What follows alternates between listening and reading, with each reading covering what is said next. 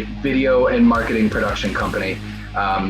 I realized that a lot of people need help with social media. They need help with the digital aspect of distributing the content that they have, and then they actually need the creative ideas to make either a funny commercial or some kind of informative video. And so I realized that my passion is ideas. I was trained as an animator, so I went to film school. I studied film, but shortly after leaving, I wanted to make money, as most 20-some-year-olds do.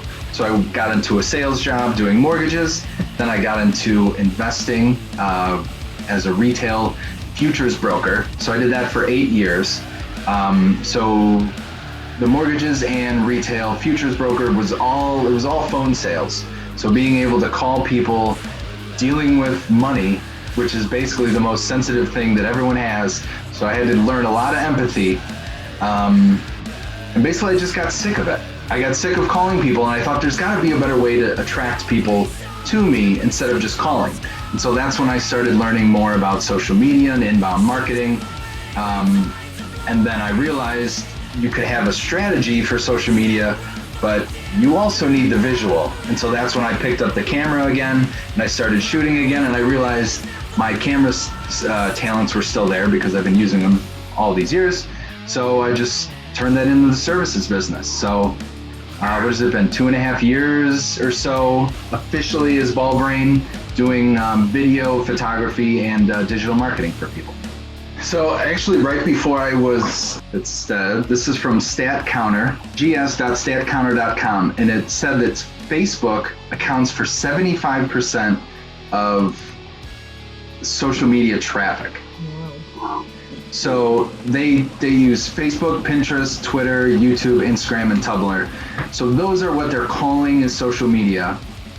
Social media being, so first you have the internet, which are just websites. The social media made it a way for people to post and actually have people respond and comment and actually be social in. So it started with, LiveJournal and Friendster and AIM, which were more kind of like one-on-one, but then MySpace and then Facebook became more of a social media where people could post and then other people can comment. And then that's just kind of become where people naturally gravitated. I think because of all their friends and family are there. So that's why we go back day after day to these sites, scrolling mindlessly for any kind of update. So social media is basically any kind of new app that you could post publicly and then have someone respond, comment, etc.